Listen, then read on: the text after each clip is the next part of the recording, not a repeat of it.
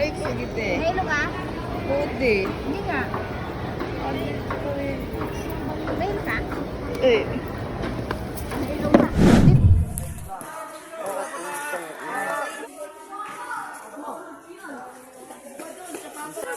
All dogs are loyal. Yeah. Humans are not. Ba't mo favorite yung American Bull? I told you, they are all stubborn. Hi guys.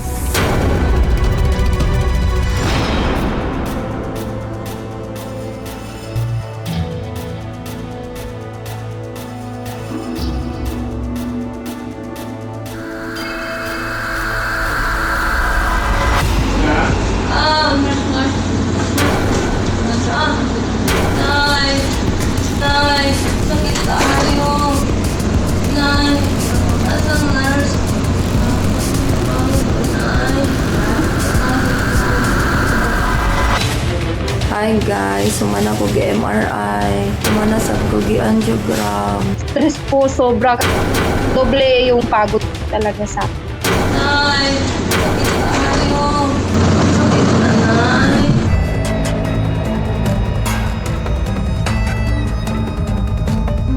Nay, sakit tayo. Sakit na, Nay. During na practice po ng graduation namin sa college, may naramdaman lang po akong pitik-pitik dito sa gitna. Hindi ko na alam anong gagawin ko kasi yung sakit ng ulo, hindi ko ma-explain.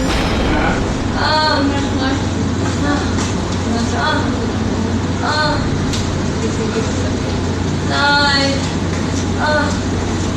Nay. Nay. Sakit tayo.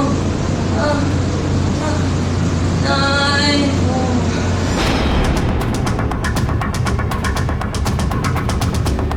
Wala kasi kaming pera, kaya sabi kasi ng doktor namin sa Cebu, mag-ready daw kami ng mahigit siguro mga 1 million para sa operation, kaya parang nawalan kami ng lakas ng loob para ma-proceed.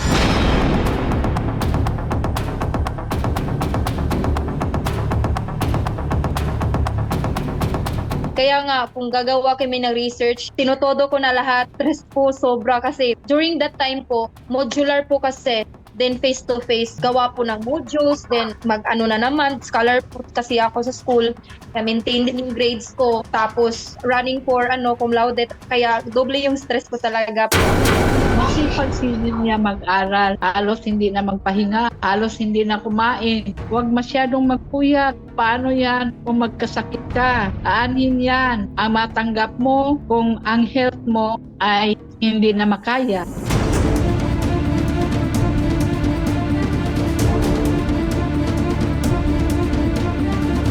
Hi guys, so this is it. Taon na gid ako head frame. Parang ako nag-panic attack nung nakita ko po yung mga injections, yung mga bakal. Sobrang higpit po talaga. Natutulala nga ako dun. Parang na-shock talaga ako sa sobrang higpit niya. Kasi ginanon na tapos may tornilyo na ginanon sa ulo ko.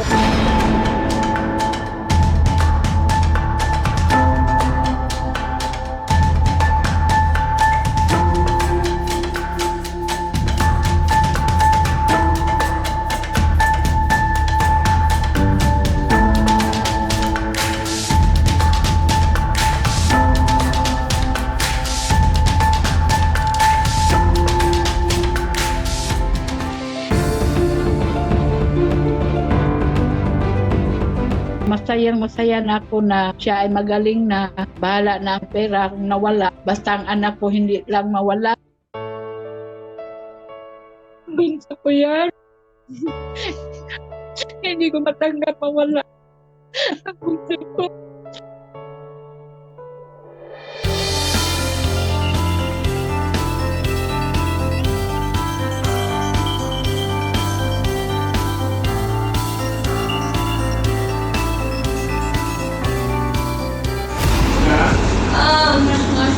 Nay, Nay, sakit tayo.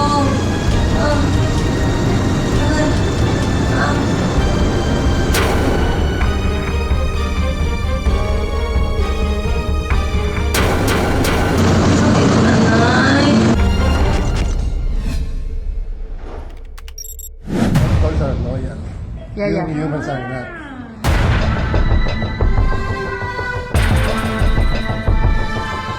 Ba't mo favorite yung American Bull? I told you, they're all stubborn.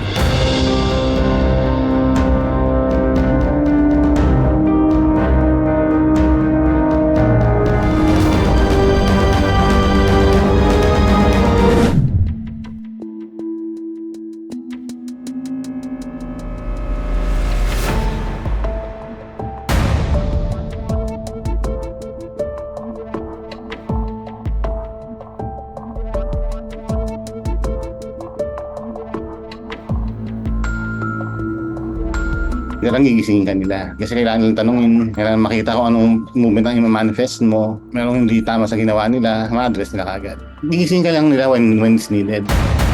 Lalagyan ng pacemaker yung utak ko. So nilagyan nila ng wire yung right and left hemisphere para makontrol nila yung brain activity. Pagka inon nila yung DBS, so pag-body temp, may wire dyan. And then going here, yeah.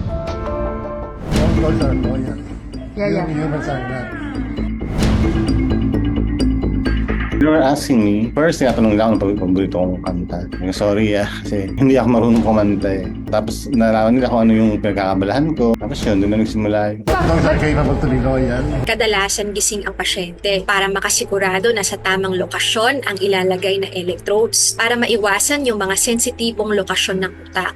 Ito yung mga parte ng utak na kumokontrol sa pagsasalita, pagkagising o paggalaw ng isang tao. So, ibig sabihin delikado kapag natamaan. May mga tinatanong o pinapagawa sa pasyente para masubok yung kanilang orientation.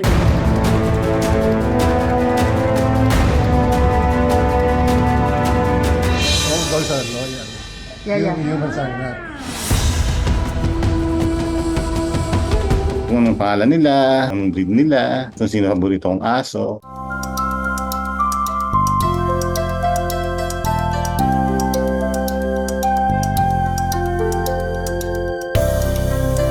Ito po ay isang sakit sa nervous system ng katawan na unti-unting nakakaapekto sa kilos ng katawan. Ang mga pangkaraniwang sintomas ng Parkinson's ay yung panginginig, mabagal na pagkilos, paninigas ng kalamnan, at habang lumalala ang sakit, mas nagiging mahirap sa patient na kontrolin ang kanilang paggalaw. Kahit may Parkinson's ako, mga dogs ko nandiyan pa rin, napaka-loyal nila, di ba? When you have Parkinson's, you have to keep moving. And I don't kept me moving, kept me grounded, kept me moving every morning.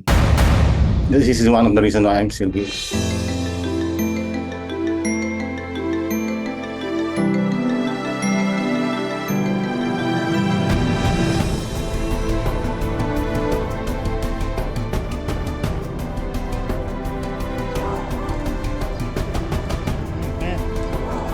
Actually, may ilang aso ako na ano eh. So, yung laging ninilaan yung ulo ko. Tapos yung isa kong asong bago, pagka nag-dyskinesia ako, yung parang involuntary movement, lalapit siya, tapos dadagan niya yung pako.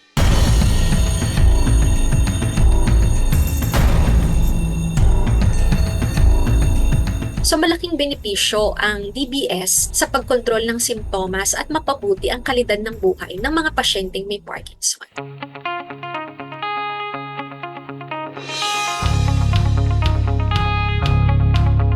Excited ako makabalik ng bahay dito kasi gusto kong iwalk yung mga dogs ko. Malaking bagay nagawa sa akin ng mga dogs, laki ng impact sa akin ng mga dogs. Nagturo sa akin ng kung ano yung alam ko, mga dogs din. Nagbigay sa akin ng opportunity para matutunan yung mga bagay na yun, mga dogs din. Nagbigay sa akin ng second life, mga dogs din. Ba't mo favorite yung American Bull? I told you, they're all stubborn.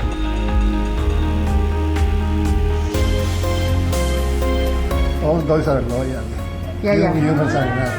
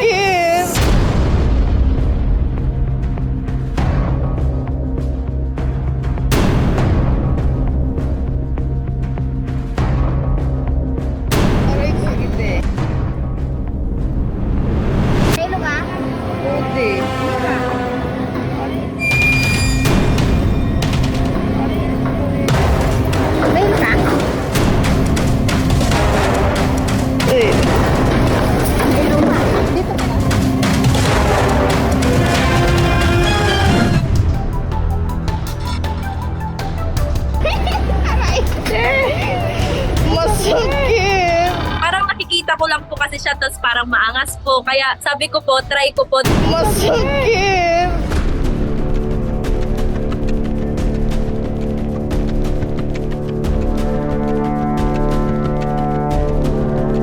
Diretso na po talaga, wala pong decision na. Nagpasama po ako sa pinsan ko agad. Then sinamahan niyo naman po ako.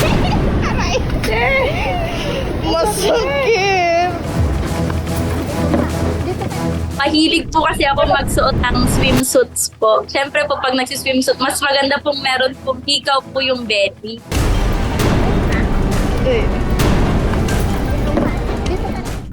Sobrang laki po nung needle po na ginamit sa akin. Okay pa po nung una, pero nung tinignan ko po na yumuko po ako, talagang nahimatay po talaga ako. Hindi ko po in-expect talaga na mahihimatay po ako that time. Hindi ko po alam kasi feeling ko po dahil po siguro sa wala po akong tulog, wala po akong kain that time. That video is an example of vasovagal syncope. Syncope is the medical term for loss of consciousness or sa Tagalog yung pagkahimatay. Yung mga triggers or stimuli for that, number 1 is severe pain. Pwede kang mahimatay because of the severe pain. So kung gutom ka rin, and then uhaw.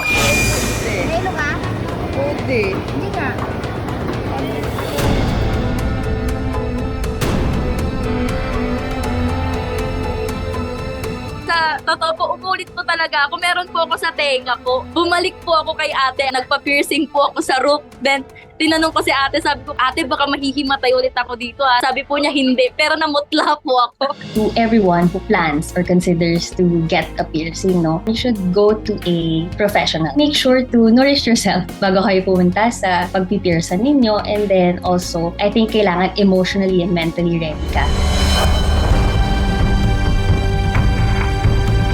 Inupo na lang po nila ako nun. Then, minasage po ako ni ate po na nagpi-piercing po sa akin. 30 seconds lang po akong na blackout po.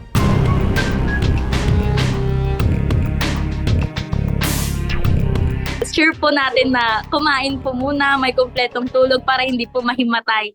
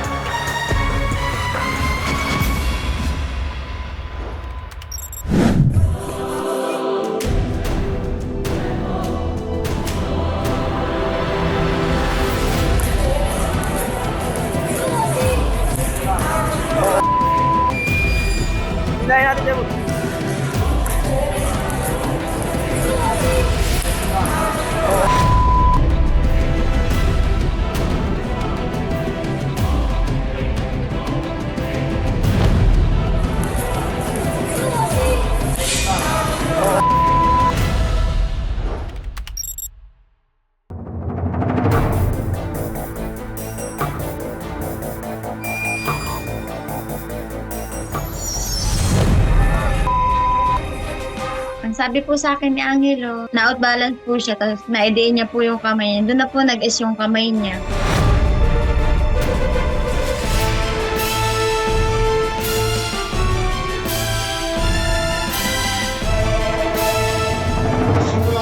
Titiisin mo ang sakit.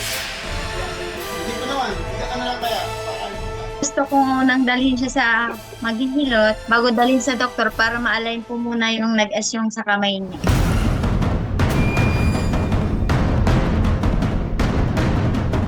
Takot. Saan takot kung babalik? Kwento po sa akin ni Angelo, nung hinawakan na po ni Kuya Ero yung kamay niya para may tumunog na buto. Yes lang. O, bakit? Hindi pa may naano eh. Yang. Okay. Asay nangis? O. Asay nangis mo? Wait lang ha. Sobrang bilib po ako kay Kuya Ero kasi mabilis niya pong naayos yung letter S ng kamay ng anak ko. Meron akong ginagamit na ice therapy gel. Hapos ka rin ito pagmamahal. Pinahit ko lang siya. Unti-unti siyang umuunat hanggang sa naging diretso. Hindi ko rin po yung pinabayad. Hindi ko rin siningil. Hapos na yan pagmamahal.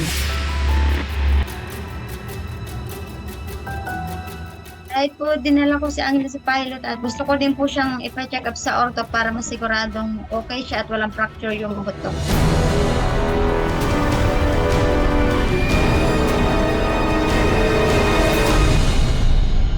Usually, kung dadalhin kasi sa mga traditional healer, manghihilot, they do with experience. May napagpasahan yan ng mga tradition nila. Ang nangyayari, ihihilot, minsan namamaga. Yung sanang nabali lang na maaaring maitulak lang or isemento, pinahilot, it could become more complicated. But we would go with science. The best treatment is splint it. Ilalagay na nakapwesto lang po siya na pwedeng cardboard nga lang, ipagtabi dun sa area na injured and immobilize. Huwag gagalawin.